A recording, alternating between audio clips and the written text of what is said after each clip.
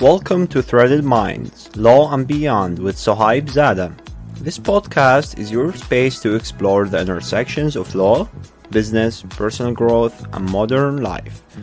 I'm your host, Suhaib Zada. This is Threaded Minds, where every thread leads to a story and every story sparks a new idea. Hello, and welcome back to Threaded Minds, Law and Beyond. I'm your host, Suhaib Zada.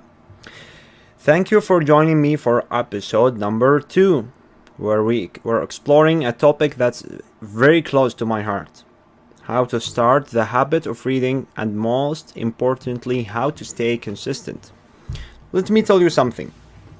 I wasn't always a consistent reader, or a reader who reads complex books or technical books. Sure, I love the idea of reading, but actually sitting down and making it a regular habit, that took time, effort, and a few lessons learned along the way.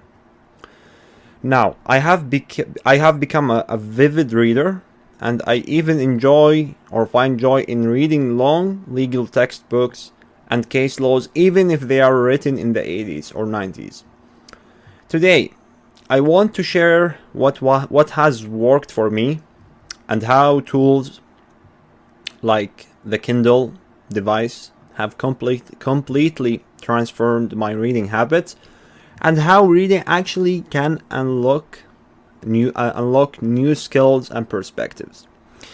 I will also talk about how to balance reading physical or digital books with listening to audiobooks, and why consistency is the secret sauce to making it all work, and it's the secret tool to success in all the fields. It's not just about reading, it's about other fields, other habits.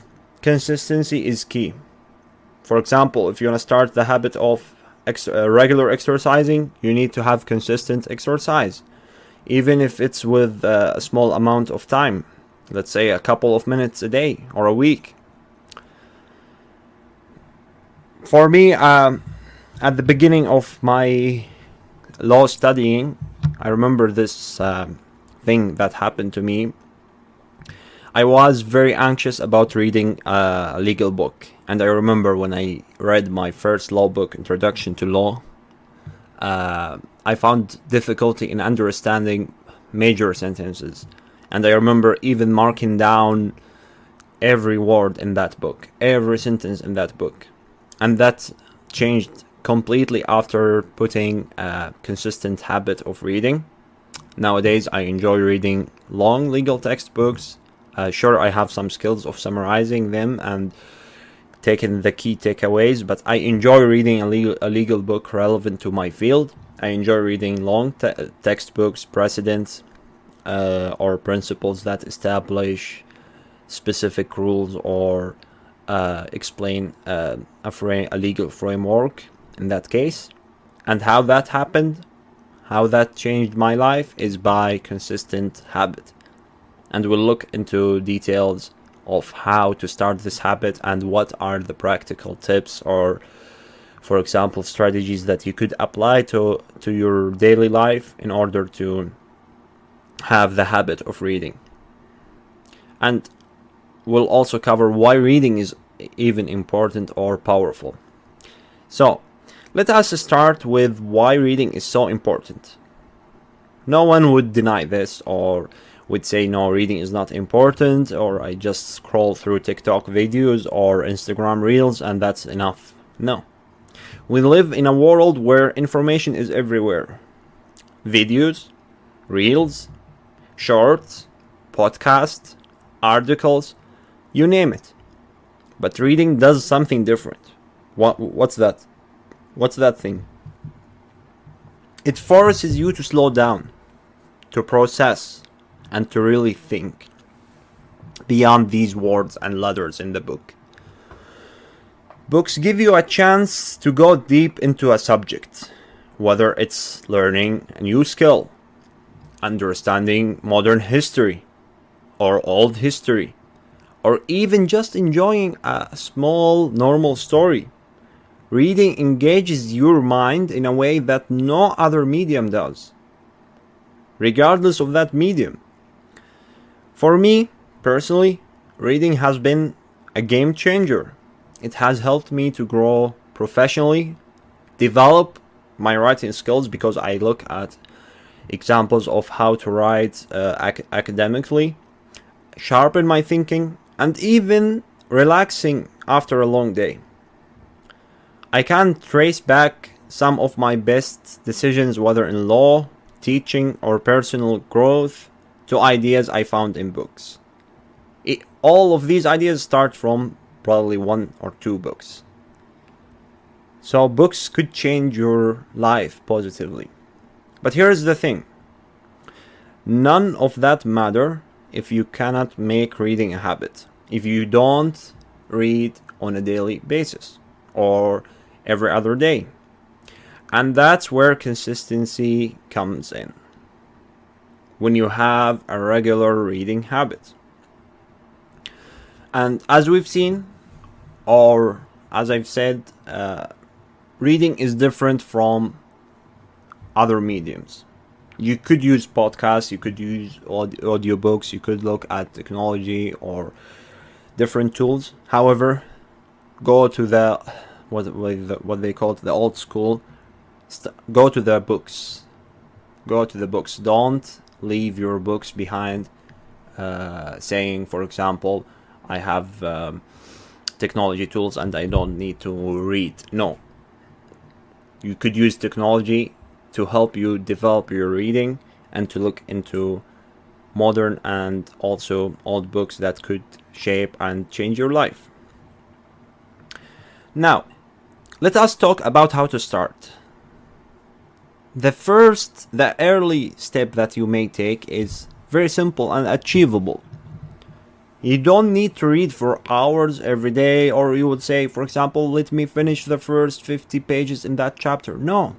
Start with just 10 or 15 minutes.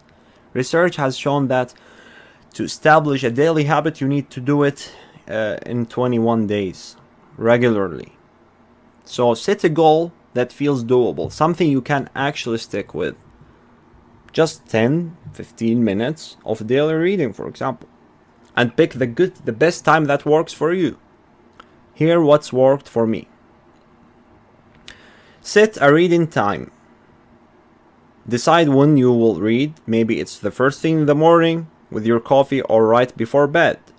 For me, I prefer reading before bed because it's the best time where I feel like I could put some minutes into reading of my Kindle device or into looking at my reading one of the physical books I have. So evenings worked better for me, and it's the best time for me. It varies from an individual to an individual. It depends on your preferences and your availability, your commitments. Some people would prefer in the morning, and others would prefer in the afternoon or in the breaks. So it depends on your preference. Time doesn't matter. Consistency, what matters here. And what works for me also is start small. Don't aim for 50 pages a day right away. You would achieve this goal once you fall in love with reading and looking at new books and probably joining reading clubs. However, start with just 10 to 15 minutes. So don't aim for 50 pages a day. Begin with a chapter or even just a few pages or even a couple of minutes a day. It's about building the habit, not the numbers. What also worked for me is using Kindle or an e-reader. And that's how technology could come or comes in place to help developing a skill or a habit. Using technology is not wrong. It's actually a way of transforming your life.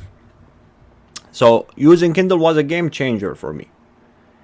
Kindle makes it easy for me to read anywhere, whether I am waiting in line or on a break or even traveling. Plus, the main thing I really like, or the feature that Kindle has, it tracks your progress. which is super motivating. Also, it shows you the estimated time to finish the chapter of the book. One of the best things about the Kindle is the built-in dictionary. And this is very important for people who try to learn a new language or even read an unfamiliar area or field. When you come across a word or a concept that you don't understand, you can look it up instantly.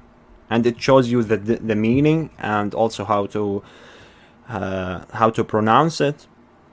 So it's such a great way to learn as you read. The key is consistency. Even if you read 10 minutes a day, it adds up. Think about it. 10 minutes a day is over an hour a week, which is more than 50 hours a year.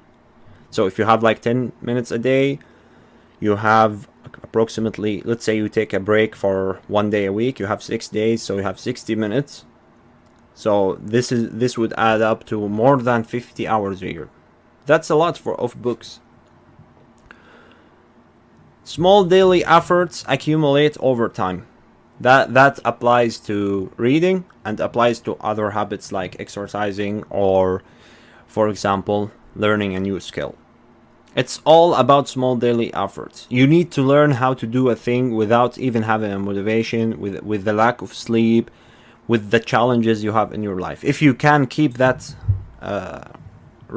habit in your life, you will succeed and you will achieve goals. Now, let us talk about how reading can help you learn new skills. This is one of the biggest reasons I prioritize reading. Books are like mentors or coaches. You get access to the knowledge, experiences, and the lessons of the best minds in the world. It's like spending years of in the past learning from other experts or knowledgeable people, scientists. So why not? Why not taking their experience and taking the best practices, learning about things that happened in the past, which could help or influence your decisions in the future. Learn from the previous mistakes. Learn from previous histories. Learn from previous lessons that happened in the past in order to transform your future, in order to make a positive change in your presence, right? For example, when I wanted to improve my teaching skills, I started reading books on pedagogy or pedagogical skills and student engagement, because this is very important for me to know how to teach. Not everyone is skilled at teaching. So I started to look at the literature in pedagogy, or what's called like education, but this is a fancy word. They use it as like in the terminology of teaching. So pedagogy, student engagement, educational technology, administration of the education. I started to read about them and to combine it with how to teach the law, for example, because I like to teach or to coach in the field of law, and I tend more into practical teaching and providing actionable lessons to students where they could apply it to their daily life. So I need literature to support my teaching methods, my teaching strategies. These books helped me, or specifically articles, academic articles. When I started working on my startup, I turned to books on entrepreneurship or marketing. Each book gave me tools and stories I could apply immediately. And here is where the Kindle comes in again. It makes it easy to organize and revisit your notes, because you can highlight key passages, save them, and even export them to review later. It's such a powerful way to retain what you learn. And you could even export them to your computer. Then you could see your notes after reading the book. Some people, and don't get me wrong, some people may prefer physical books, and that's totally fine. For me, I found Kindle very helpful. Some people may find physical books, very helpful. I actually combine both, but I mostly read from Kindle. Remember, the goal is not just to read, it's to apply what you read. If you go now to the library, you want to search for a self-development book, you will find thousands, probably hundreds of books in that library, right? It doesn't matter which one you would pick. Just pick one book and reflect on that book and ask yourself one question. What I could learn, or what's one idea I can use from this book? This simple question turns reading into action. You don't need to read hundreds of books or all of the books available in the library. You just need to pick one book that could transform your life or could make a positive change in your life. When you read, I want you to focus on applying at least one idea from that book, one question that book answered, one thing that book has contributed to your life or can contribute to your life with.